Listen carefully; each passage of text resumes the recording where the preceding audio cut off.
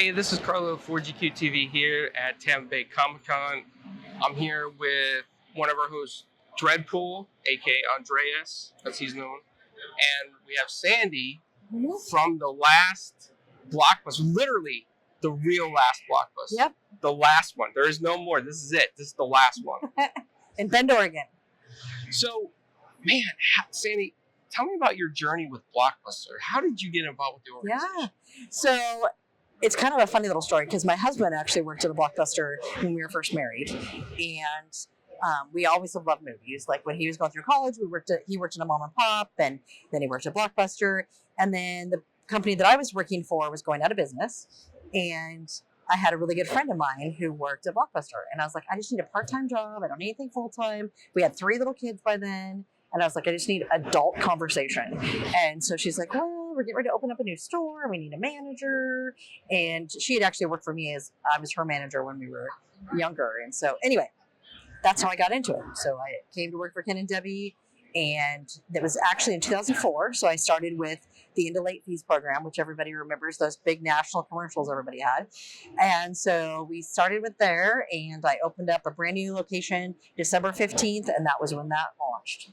And so that was my introduction to Blockbuster. So that was when we still had, that was the peak. So we saw 9,000 stores then. So. Oh, wow. So you had 9,000 stores. Yep. And that was 2004? Yep. When did you start seeing a decline? When did you guys realize that Blockbuster was slowly fading away? So about 2008, 2009, we started kind of noticing, mostly because Netflix was starting to go. And I seriously remember going to a convention in Dallas, and it was a franchisees, because we were not a corporate store, we were a franchise store, and we had 5 locations. And they were talking about this. First, they were talking about this new vending machine that was going to spit out movies, and who was ever going to want to do that? And then they were talking about Netflix, because Netflix was just getting going with shipping out movies to people's houses. And everyone really didn't think that was going to take off very well. And the whole time I came from the corporate world, and so I hadn't been with Blockbuster for very long, just a few years. And I'm like, well, a vending machine with movies in it, wow, that would be super convenient. If you go, and as a mom, I'm like, I go to the grocery store, I can get my groceries and a movie out of a vending machine and not have to go to another place, drag my kids out of the car. I'm like, wow, people are really going to probably like that. So anyway, that was kind of 2008, 2009 when things like that started really happening. And then by 2010, 2011, around there, Blockbuster really started struggling. And to be honest with you, the Into Late Fees program was really the tipping point for them, because they had a good concept and idea, but late fees was the majority of their income. I mean, they were getting a lot of money from that. So by completely eliminating that, I think they didn't realize how much that was really going to hurt their bottom line. So for us as a franchisee, we eliminated it for a little while because we couldn't not do it with the national campaign that was so big. And then we brought it back, and we did a per diem thing where we were kind of like, why would you not? You have to charge late fees, because all you're doing is taking your bad customers and making them really bad customers because they're not returning the movies, and you're just making your really good customers mad because there's no movies on the shelf. And I don't know if you guys remember, they used to do guaranteed in stock, and they give you like a little rain check, and so they took away that program. So then nobody could come back and get a movie, and you never knew if it was going to be on the shelf. And anyway, it was a nightmare. So that was kind of the really big decline. And then, like I said, by 2011, 2012, when they started filing for bankruptcy and getting kind of in trouble, then they slowly started closing stores, and it just kind of went downhill from there. Okay, so when I think of Blockbuster, I think of VHS tapes for some reason. I mean, I'm from that era, so I think VHS tapes. So currently now at your Blockbuster in Bend, Oregon, do you still do VHS tapes? We don't rent them. We still have them in the store. We have a few for sale. People donate them to me all the time. They don't want them to end up in landfills. And most, the Humane Society, and which is a big thrift store we have, and Goodwill and Salvation Army and all of those, they really don't take as many as they used to, right? I mean, they all got inundated with all of this physical media that nobody wanted once streaming started going. And so they now send people in our community anyway. They send them to us. We have people from all over the country that will call me and send me boxes of stuff. I've actually had some pretty famous comedians and different people who have brought some stuff into me when they're traveling through town, and they'll bring me a box of movies. And so it's really kind of cool. So we have VHS in the store. We have a whole living room set up from the Airbnb when we did that, which we don't do anymore. But we still have the setup in the store with a lot of VHS, really cool, just collector items that are in there for people to see. So even if people aren't renting them, they can still come in and experience it. We have rewinders, we have the combo TVs, we have all kinds of that kind of stuff in the store. Now, you were talking about the streaming services. Yeah. Blockbuster had, if I recall, had something going on with some sort of streaming. Do you know anything about that? We didn't have a streaming. We had by mail. So we paired up we didn't pair up, but we tried to do something kind of like Netflix did. And it wasn't, I shouldn't say we, I mean, I was a Blockbuster store, but it was a corporate Blockbuster thing. And it really wasn't, it was great, but they just came into the game too late, right? By the time they did it, Netflix really had a hold on the whole industry, or the whole line of that. And they tried to kind of incorporate it into, well, you can go exchange them at the store. And that really hurt the franchisees because we were still paying full price for our movies, or we had a rev share program where we were paying more than the corporate stores were paying for their movies. So then customers would come in and exchange them. And, you know, instead of getting $4 for a movie, we were getting $1 from corporate.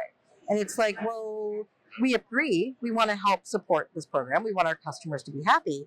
But that really kind of cuts into us as franchisees. So you're really not, I was like, you got to come up with a better program. I mean, that's not really helping everyone. And then they did try to do, we had an outside company do a vending machine, and they had Blockbuster vending machines, but they had nothing to do with us. So then people would go to that vending machine and their movie would be, they couldn't get it returned, or they got the wrong movie. And then they come to us and we're like, it's not even related to us. We can't even help you. We can't even give you a different movie because we're not even associated with the company in any way. So that was kind of a bust too. And then I know when Dish Network acquired the name and bought the corporate stores, they actually took the rights away from that company. So that's where all those vending machines went, was because they were like, this is kind of silly. So, and I can't really speak for them, of course. I'm armchair quarterbacking it. I wasn't in the room. I don't know why, but yeah, from my outside, exactly. So I come into this experience, Yeah. and I see that you have some outfits from different movies as Yep. well. Yep. And I remember in the documentary you mentioned that, you know, sometimes you get donations Yeah. from people. So can you tell us a little bit about the kind of stuff that comes through the store from? Yeah. So we do get a lot of donations. We did have the John Oliver stuff for 5 years, and that was the stuff that, you know, he had done with Russell Crowe and sent it to the Alaska store. And we always kind of teased that he was like, oh, the last stores are in Alaska. And it's like, no, we're here in Oregon. There's still one of us here. And so we had that stuff for a little while. We didn't have the jockstrap, but we had the rest of it. We just recently sent that back to the Alaska store owner in Texas. And then now we have Ghostbusters, and we have Back to the Future and a few other things that are up on there. Indiana Jones, so it's kind of fun. But we get people that send us their membership cards. They send us movies. They send us just all kinds of things. I had someone send me an article. They actually were in New Zealand, and we had someone come out and do an interview with me, and they had it in the paper there. And so they brought me back. They sent me the paper from New Zealand with the article in it. And I was like, that's really neat. I had somebody who actually had an original copy of the Ben Bulletin, which is our newspaper, of when we became a Blockbuster store. And they had them putting the sign on the building, and they sent me that. I've had people do artwork, sketching out Blockbuster and send me pictures. I've just had so many unique things. I have a baseball mitt now that's signed from Rookie of the Year, and it's signed by Thomas. And it's up. And then we have, just all kinds of really cool things. You know, Matt Rife was in the store. He signed some things. Pete Davidson was in the store. He signed some things we have up. All kinds of really cool things. So, Do you still have a return box? we have a return box. We still have movies rented every single day. So people are still returning them. You know, Yeah. I know with the, you guys are kind of the last store. It's kind, the whole industry has changed. It's Blockbuster's formation. So is your store still busy? Oh, yeah, all the time. So like I said, we have a lot of tourism now, people coming through. I was teasing yesterday, and I was telling someone that we have people that will bring their children in, open up an account, rent a movie just to go outside and let their kids put it in the Dropbox to come back, for it to get returned. So they will experience that. Because a lot of times when you go, to a hotel, they don't have DVD players or anything like that anymore. But we have had people go to the Goodwill and buy a DVD player and then redonate it when they're going out of town, just so they can experience that with their family. But we, like I said, we still rent every single day too. We still have the rewards program. We still have the Movie Pass program. All the things that you remember from Blockbuster, we still have all of those. It's a real Blockbuster operating, renting every single day. Just selling T-shirts now too. That's amazing. and you're still selling candy and popcorn. And We you have do. a popcorn machine here. We do. We don't have a popcorn machine in the store. We still microwave it in the back like the good old days. But one of the things that people ask for all the time is the popcorn tubs. And of course, those were made for Blockbuster. And when Blockbuster went away, the company can't afford to just make me popcorn tubs. So we still do have them. They just don't have the Blockbuster name on them anymore. But we have popcorn. We have cotton candy. We have candy necklaces. We have, bazooka gum. We have, all the stuff that you can remember. We have ice cream, soda, everything you can remember from before. Now we have a Blockbuster beer too. So we have an ale that you can only get at the store because you can't ship it, but it's made in Bend, and it's a Sinister Black ale that's infused with red licorice. So you get the Sinister Black, the darker ale, and then at the end you get that little bit of sweet. So That's interesting. yeah. So if you come to Bend, you can buy some beer and take See, it now home. I want to come to I Bend. think we need to have a road trip. That's Yeah. what we need to do. Yeah, we need to go to We need DVD an overnight player. stay. We need all that stuff. There you We go. need to redo the whole experience. So Every bit of it.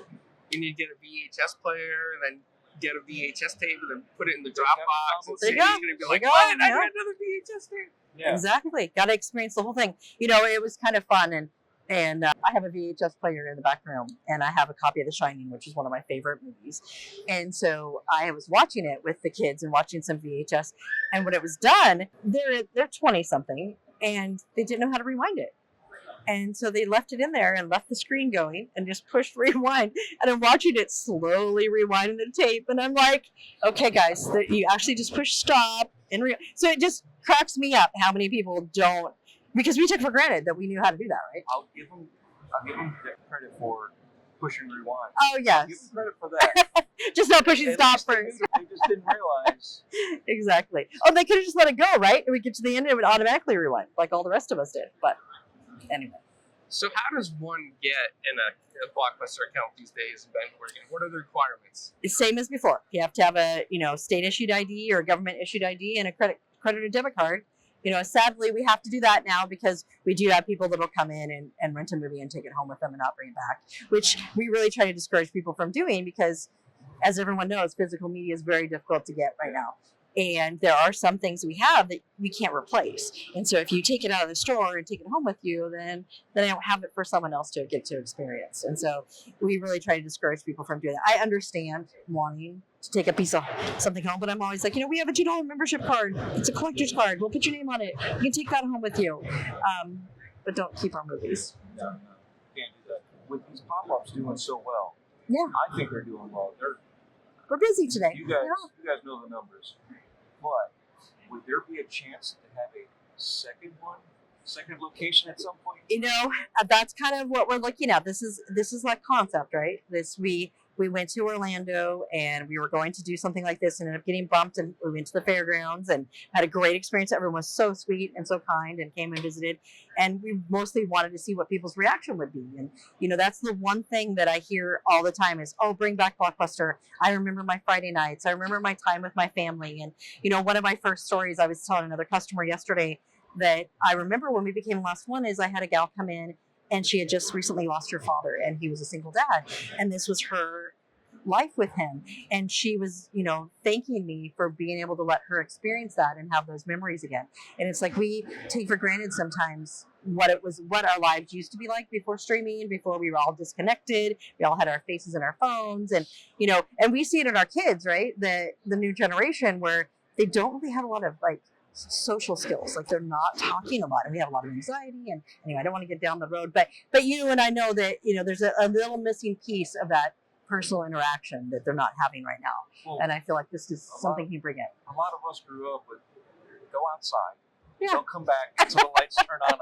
Exactly. Go find a stick and a rock So and you play ball. You had to do stuff like that, and then Yeah. there was the family time when we did do stuff Friday on TV. Yeah. And if you didn't do that, you're going to Blockbuster and you're picking out the movies. So you weren't watching the TV shows that or if there wasn't anything that you wanted to do, but you could go watch a movie from Blockbuster. You go get something and bring it home and have it for the 2 days, 3 days, and then do the return thing.